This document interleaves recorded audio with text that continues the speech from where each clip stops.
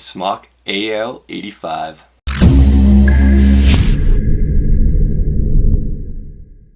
How's it going, everybody? This is Andy with SMOK Today we're going to be taking a look at the SMOK AL85, which is essentially an Alien Mini. It looks like a combination sort of between the iStick Pico and the SMOK Alien Original Dual 18650. So that's what we're going to be going over here today. Like always, we're going to go over the basics here first, then we're going to have a quick vape on it, and then we're going to dive in, take a close-up look, see what it comes with, take a look at the package, all that good stuff, and we'll bring it back up top, play around with the watch a little bit, have a few more vapes on it, and I'll give you my overall thoughts on this SMOK AL85 Starter Kit. Alright, so starting off with the basics on the AL85 by SMOK. It's a single 18650 mod. The battery is housed right here. We'll see that better in the close-up though in a second. It does use SMOK's little fire bar. This side panel right here is the fire bar. It has that same beautiful screen that's on the Alien right here, except this is a single 18650 mod. The maximum wattage on this single 18650 mod is 85 watts. That's where the AL85 comes from, Alien 85. And this mod does have temperature control for nickel, titanium, and stainless steel. It also has a memory mode that will remember your presets if you do want to set that up on here. And then it's also got that strength mode that's on a lot of the SMOK's recent devices, the normal, soft, hard modes that you can put it when it's in regular wattage mode. The tank that comes with this starter kit is the TFE8 Baby Beast, or you can get this mod by itself if you would rather use a different tank up on top. It does come with two coils. It comes with the 0.4 ohm Baby Beast coil and then the 0.6 ohm Baby Beast coil, so you'll get two of those. Alright, let's go ahead and have a quick vape. I've got the 0.4 ohm coil at 50 watts, and I've got some Sour Belted Green Apple inside of here.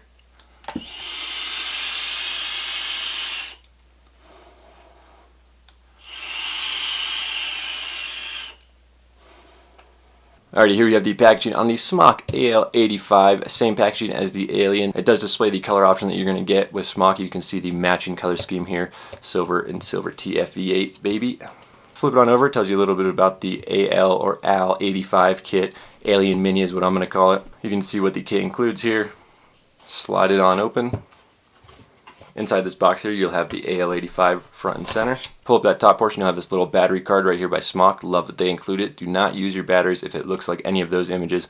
Only use your batteries if it looks nice and flush. AL85 warranty card, and you get an AL85 kit user manual here. Shows you about the device, all the features on it, battery, screen, tank, filling the tank, putting your battery in, all that good stuff. Pretty good overall user manual, nothing crazy. You get a micro USB cable for charging the AL85. Then you'll get this 0.6 ohm replacement coil for the Baby Beast. The one that comes pre-installed inside of here is the 0.4 ohm.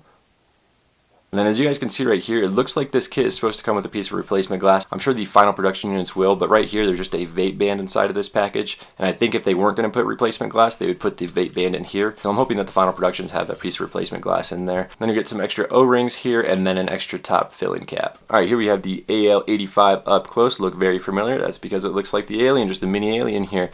You have your fire button on the side here, very nice fire bar, very responsive and clicky. On the back panel, AL85 SMOK, it's got this sort of textured carbon fiber-ish panel like on the Alien. On the front you have the OLED display, wattage, normal mode, battery life, voltage, resistance to the coil, amps, wattage, the temperature of the board, puff counter, and then your little vape timer for the last vape there on the bottom. As you can see, that'll go up. Boom, your last vape is saved there, 1.95 seconds. Micro USB port located on the front panel of the mod. Just like on the Pico, to change your battery, you're going to unscrew this little top cap right here. They do this to keep the profile of the whole mod lower. They just have this tiny bit sticking up here instead of having the mod come all the way here. It is marked with a negative indicator on the top, positive down inside of there. Slide your battery in, screw this top cap back on, and you're ready to go. Now the tank that comes with it is the TFE8 Baby Beast, which I've covered multiple times, but let's just do a quick overview right here. You got the dual bottom adjustable airflow on here, good sized airflow. Swing open top filling action, just swing that top portion to the side. You do have a top filling port right here. Pretty easy to get a dropper bottle or unicorn bottle in here, but I would like to see it a tad bit bigger for those dropper bottles. This does lock into place. You swing it in, and you'll see it gets to about here, and then you have to push down a little bit and in so it locks. So see, it's not going to come sliding open right there on you. Let's take this off and show you with a 25mm though.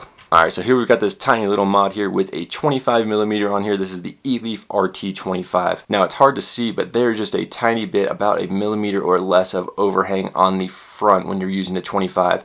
So 24mm will sit nice on here, because check out the sides here. There's no overhang on the sides. The only time you're going to get overhang with the 25mm is just this tad bit on the front here, but there's just a little bit of overhang and it's not very noticeable. And here you can see the 25mm, it sits fine with the battery door cover. It doesn't touch it or anything. It has a space in between it. So that's really an option. So you got a super stealthy single 18-650 right here, and you can slap a 24 or even 25mm on here without a problem. Just know with a 25 you're gonna have a tiny bit of overhang. Size comparison right here, this device right here, the Cup D, is the one that gets the most usage out of any device I have, I would say.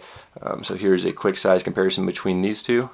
The width is a bit thicker on the AL85, but you can see it's shrunken down right here a tad bit. Then when you hold them side by side, you can see the AL is a lot more low profile, but this is also without a tank on it, and this is without a drip tip. When I put that Baby Beast back on here, now you can see it with a tank on here. There are some smaller tanks that would keep it even more low profile, and then with the drip tip that's going to add a little bit, so they aren't too much different in height when you have the tank on there, surprisingly. But yeah, I just figured that'd be a good setup to compare it to, because this is a stealthy all-in-one setup with an internal tank, and this is the tiny little SMOK AL85. Here you can see it next to a 60ml bottle of e-liquid, and these are 60 mils obviously, so they are pretty big. Just in case you've never seen a Cup D before, this should give you a decent size comparison. Here it is next to a 60ml glass bottle. And then one final comparison here is next to the Minikin 1.5 Dual 18-650. That's going to take care of the close-up though on the AL85. If I missed anything, if you guys have any questions on this starter kit, please let me know. Let's bring it back up top for now though and have a few more vapes on it, play around with the wattage, and I'm going to give you my overall thoughts on the SMOK AL85 starter kit. Alright, now I've got that close-up out of the way, let's go ahead and have a few more vapes on it. Before the close-up it was at 50 watts. I did bump it up to 60 watts here on this 0.4 ohm coil,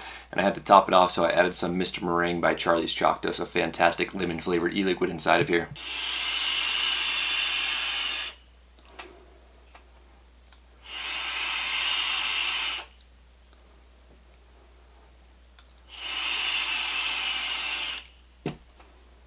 So the flavor and vapor production, it's fantastic. This is nothing new. I have covered the Baby Beast before. You guys do know I love it. It's definitely one of my favorite mini sub-ohm tanks. The Baby Beast is just a great tank. Let's go ahead and have another vape. I did bump it up to 80 watts now on this AL85, and that is the maximum on this 0.4 ohm coil that's inside of here right now.